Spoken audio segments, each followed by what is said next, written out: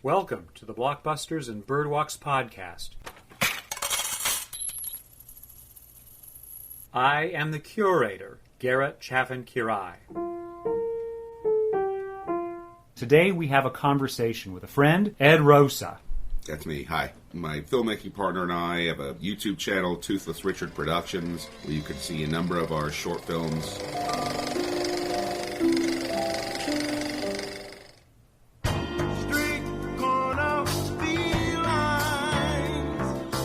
In our back and forth, you pitched me the idea of deliberate controversy. So what does that mean to you? Great art should provoke.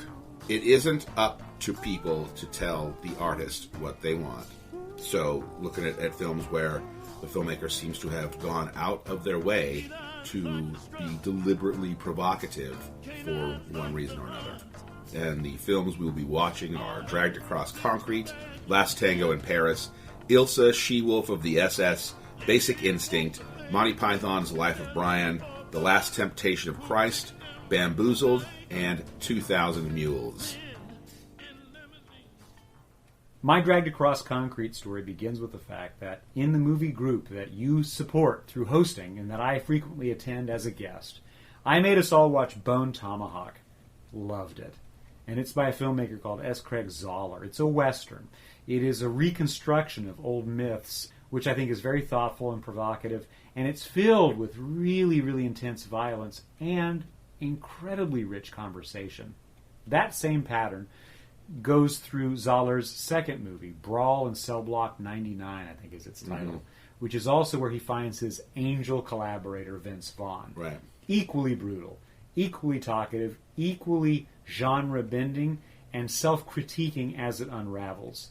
So by the time I read in the fall of 2018 that his third movie, Dragged Across Concrete, was coming to theaters after appearing at the Venice International Film Festival, I thought, this one's going to be for me. But the trouble is, the movie actually hangs on the lead actor, Mel Gibson, who, by 2018, was becoming more of a scoundrel figure in popular culture because he's a bristly, difficult guy for a mix of different habits that he's got. Among them, an ability to offend Jewish folks, non-Catholics, women, etc., etc., Yeah. particularly as he's begun espousing his private spiritual beliefs through his public art, beginning with something like The Passion of the Christ and continuing forward, and his own infrequent but true brushes with law enforcement, being pulled over for traffic infractions and then sounding off to cops. In other words, Mel Gibson doesn't seem to be the cool uncle I was hoping he was going to be. Yeah, well, I think he's pretty heavy drinking too, which I think might be, sort of the the background of many of these sort of public outbursts that now kind of tar him. Mel Gibson, despite whatever's going on in his personal life, and we have never met. I've got no skin in the game defending the guy, but I've always responded to him. He's hate him if you want. I'm not saying that I love him either, but I haven't seen him turn in a bad performance. He's magnetic. He really is. He has been a machine of attraction to the eye and the ear since he was in Tim back in the 70s. Yeah. And now that he's long in tooth and firmly in his 60s, all of his physical beauty has not left him. He's just become an older, physically beautiful man. He's like Kurt Russell. That's exactly right. They both and aged of very course, well. Kurt Russell was the find for Bone Tomahawk. Yeah. So Zahler has this talent of employing established actors in things that work with all of their greatness, but applying it in a different way. To get down to the nitty-gritty of this thing, Dragged Across Concrete is watching, I think, arguably 3 different stories unravel all at once that ultimately all pay off with one another. We're watching a couple of cops. Detective Brett Ridgman, that's Mel Gibson, and his junior partner, Detective Anthony Lorassetti, that's Vince Vaughn. They're not crooked, but they're old school, meaning that they act on racist impulses to pull down the criminals and get bad people off the streets. They are punished for doing exactly that because they rough up a Latino gang member to get his drug stash away from being sold, and it's caught on videotape. They're suspended without pay, and both of them need money. The elder, because he's got a sick wife and a child and can't hardly pay for his lifestyle based on payroll from the local police department, and the younger wants to propose to his mixed-race lawyer girlfriend and build a new life together. They need money, and they've been taken off the payroll. That's one story. The next story concerns a very persuasive and charismatic guy named Henry Johns, played by Torrey Kittles, which is a fresh performer to me, although he's got a track record of lots of work. I found him wonderful. He's an ex-con who's just left the pen, and he realizes to support his disabled younger brother and his sometime prostitute drug-using mother and keep them both in the straight and narrow, he's got to come up with a windfall. So he donates his services to the third story, which is about a guy who's trying to steal some gold. These three stories all come to a head when the bad guys robbing the bank, employing this young black man and his friend to be their muscle, get tracked by the cops who want to take the bank robbers' robbery money for themselves, and everybody wants a payoff. Of course, it all goes wrong when nothing works to plan, and people start to die. When watching it, I was thinking to myself, like, okay, when and how are these storylines going to converge? Right. All three of those kind of plot lines really sort of have to be considered to appraise what the whole thing is kind of about. Yeah, because the procedural component of watching these two cops do their work. First, we meet them while they're on a stakeout, trying to bring down a guy who they know has a stash of both money and drugs, and they know that he's going to sell these drugs and flood a marketplace near schools, using children as his bag boys and girls to sell his product. And so we spend a lot of time watching them on stakeout. Where's mine? Spilled. You didn't think to go back and get me another? Accelerated the event. There was little time and less inclination. Prick. I thought you'd be okay with me just telling you about mine. Nope. But they're not attuned to the way that their behavior, when brought down on the wrong person, even if that person is a criminal, can look like coded white racist and white supremacist behavior, because it does look like that until you understand their motivation. When we're watching our young black ex-con Henry figure out how to care for his brother and mother, and he's got an old friend named Biscuit, that's played by the big muscular Michael J. White. Yeah. Their buddies just trying to make sure they can care for their own. They have soft hearts. They're not mean guys, and they don't want to hurt somebody. And they, interestingly, in the course of this caper, they don whiteface to be incognito, to figure out a way to be a front for these white dudes in masks who are going to actually rob this bank. And we get to watch those guys organize their efforts to get their equipment together, to build out their super tank armored car that nobody can get into. We spend a good hour and 45 minutes watching all three of these separate parts kind of unwind before they collapse on one another. Yeah. And the collapse is the two young black men who are muscle for the white dudes are forced to sit in the cockpit of this armored car with guns at their backs, knowing they're probably going to be executed once the money is distributed. We also know that they're being trailed by the cops in a car at some distance to try to figure out where the exchange of dollars is going to happen, so the cops can rob the bank robbers and pay for their lives. Aside from Mel Gibson as in the central role, why else do you think this movie was not released? The one thing that I had read about this was that it basically promotes police brutality. Another is, of course, that he sort of trades in racist or sexist, or I also read the term nativist tropes, and that his excuse is that he just tries to write his characters the way he thinks they would be. Well, let me just pause on that. Our organized lead character, Detective Brett Ridgman, Mel Gibson, is a man who self-describes his life. I'm approaching 60. I have a disabled wife who was once a police officer, but who has MS, and she is increasingly in pain and debilitated. My paycheck has not changed reliably since I was 27. His rank has never improved because he's too rough on the street criminals that he busts, although he's put away thousands of people doing the public good. He can't pay for his ill wife. He's got a daughter who's regularly harassed by other kids her age because they're forced to live in a bad part of town because he can't afford better on the one salary. And that seems to be a character who's real, because it's commonplace for sort of blue-collar-ish jobs, heads of family who can't keep up with the expenses of a family the instant there's a problem, a health crisis, a child that's unexpected, sending somebody off to college, a house burns down, an elder needs care. And these are the ways that these characters are forced to then dig into their lifestyle, into what they have created for themselves professionally and otherwise. And that's exactly what Ridgman's all about. I'm stuck, but I can't unstick myself. I can't learn a new trick. This is what I do, and I do it well. But I was okay when my wife was working, and she too is a police officer. We share a worldview, but I can't have her putting her health in jeopardy because I can't make ends meet. That can't happen. And if that guy is your point of view character for at least one of the three central stories, that's an important consideration. What would he do? Right. Well, yeah, what is his worldview going to be? If he can't earn money for the next 6 or 8 weeks while he's on suspension, but he's still got to pay his mortgage or his rent or whatever his expenses are, he's still got to pay for that med so his wife can have pain medications and be able to make dinner. If he has to still do these things and he's got to make ends meet, what are you left with? Well, he knows how criminals behave. He can run them down. He can steal from criminals because arguably that's okay. And that's kind of the logic of it. So I agree that's exactly what Zahler has drawn up here. Yeah. It's also true that he's a brutal guy. Yeah. And that he does see in stereotype, and he's constantly questioning gendered values of today's world that he doesn't make sense of. It's a guy or a girl singing a song.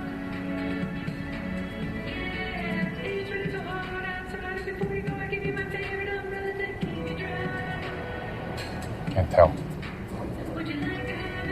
Not that there's much of a difference these days. I think that line was obliterated the day men started saying, we're pregnant, and their wives were. The binaries that his life has been based on have blended, which many of us celebrate in the world of today, but he is somebody who can't keep up with that. Right.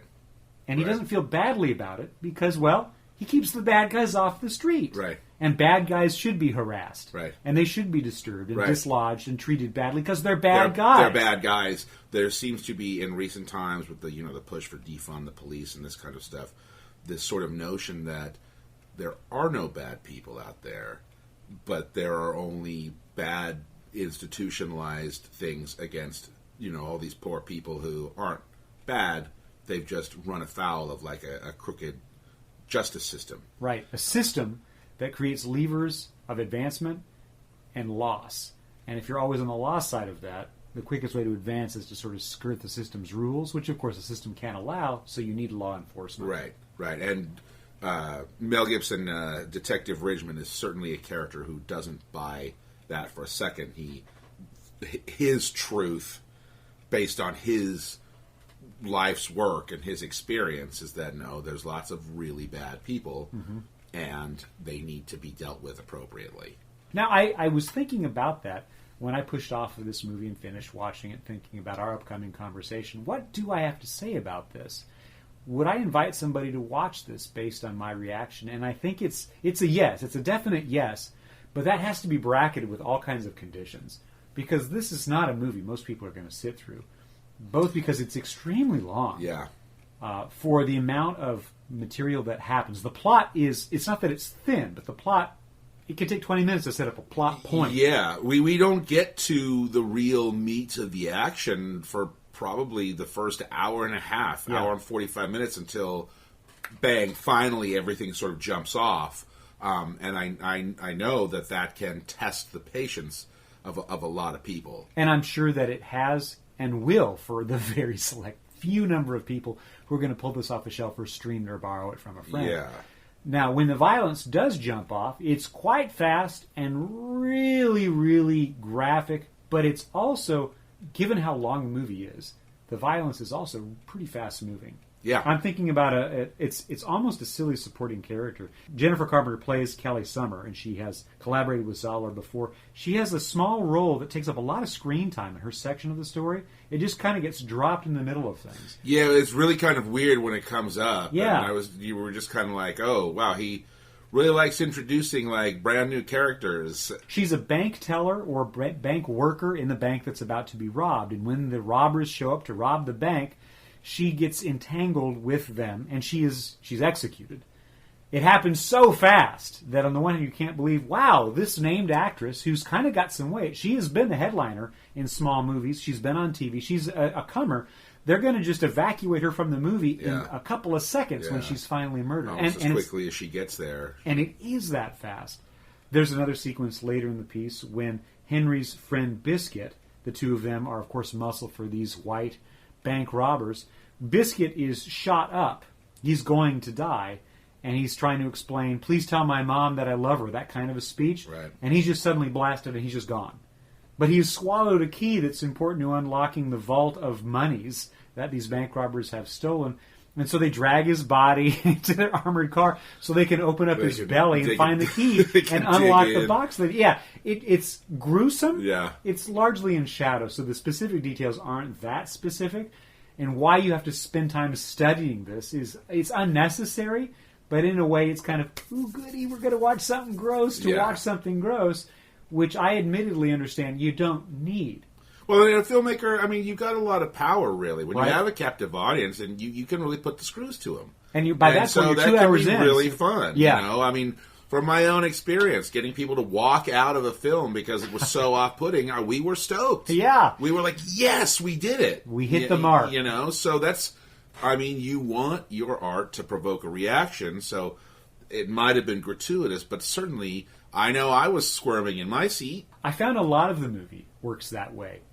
The dialogue is so sharp and on the nose. They speak so very, very well.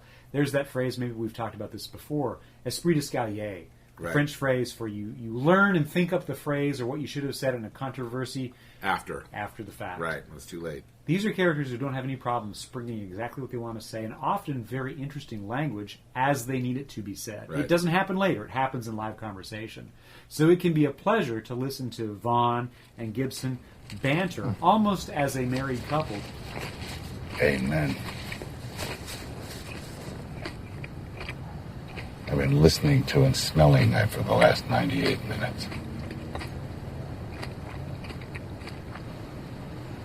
Best part of a stakeout, other than when it ends, is when you're eating. A single red ant could have eaten it faster.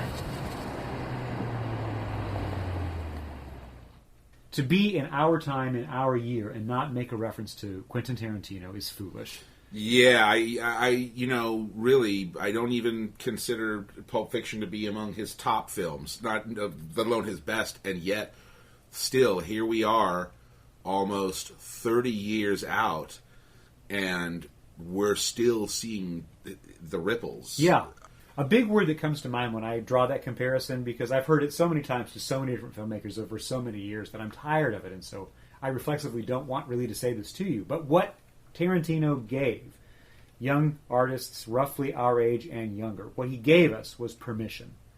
He gave us permission to make our silly pop cultural fiefdoms of interest into the subject matter that we can make characters talk about endlessly, and that there could be an audience for that when it's twinned with enough of a plot mechanism to compel us into frequently profane and violent circumstances that are entertaining. And one of the permissive things that he allowed and drew us in through the back door of his great successes these last 30 years is that you could make big, long scenes where the only real thing that happens is some characters talk. In some of these scenes, the camera doesn't even switch points of view. It just sits on the dashboard, watching them through the windshield of their car on stakeout as they just go back and forth, complaining to each other for minutes.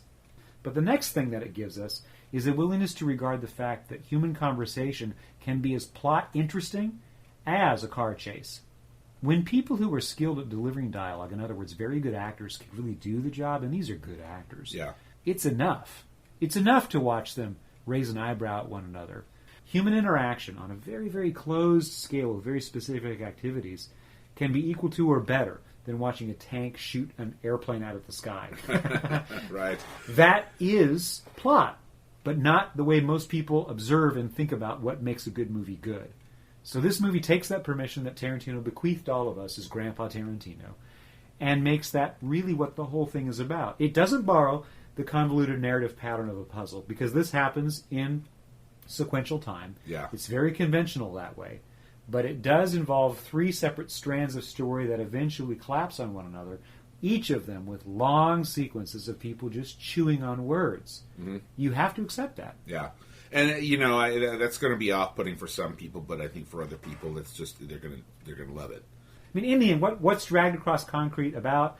It's about good people who are compromised and do terrible things that they know are terrible things that they know they shouldn't do, but they're still going to do them because they can justify it personally because they feel they have to. In or other words, out of hardship or whatever.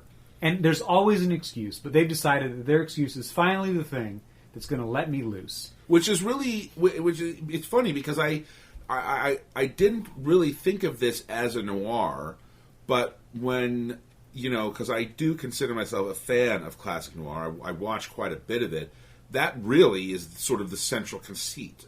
Somebody who is good finding themselves on the wrong side of the tracks. And there's an opportunity to do worse, to get back. Right. Or do you live this way? Right. Yeah. With desperation hanging over them. And you always have a reason. Right. But is the reason good enough to compromise the entirety of your faith in self and your moral code? Right. As they say, the road to hell is paved with good intentions. Yeah. Which really... So in that way, this really could be considered a noir or a neo-noir, I guess, because... Really,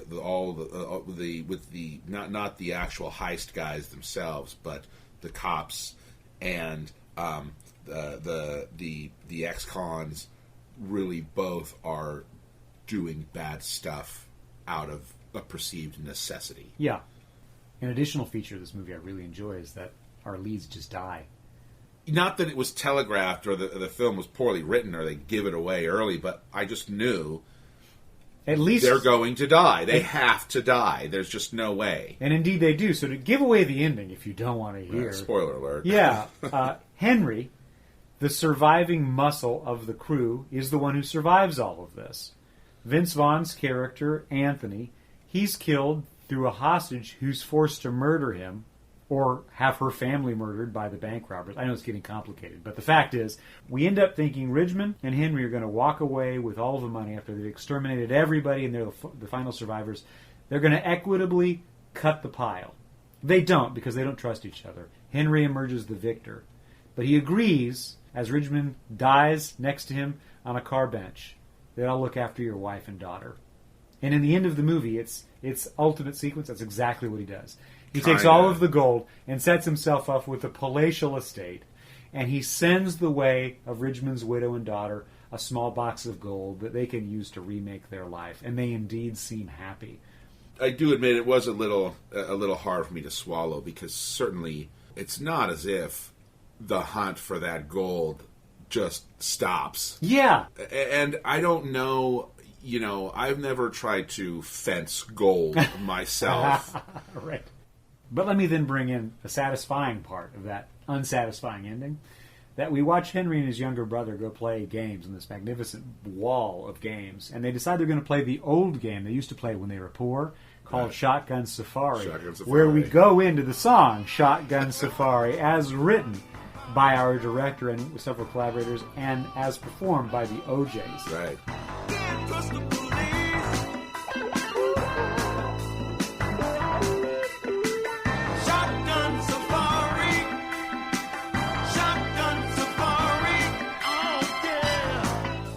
Shotgun Safari is both magnificently awful and awfully magnificent. Yeah, agreed.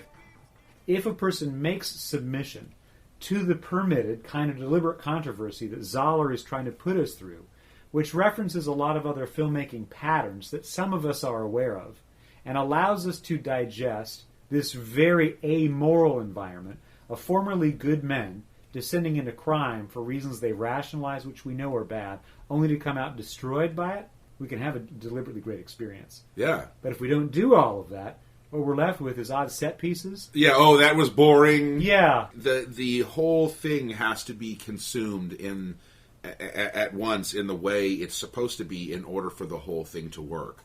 Artists, it's their job to ask the audience to step up. There's one other key detail that I really have to mention, and that's the importance of Don Johnson. Yeah. Because he plays the boss of the two cops. He is Chief Lieutenant Calvert. A couple more years out there and you're going to be a human steamroller, covered with spikes and fueled by bile. There's a lot of imbeciles out there. This is Blockbusters and Birdwalks, a conversation between Garrett Chaffin-Quiray and Ed Rosa.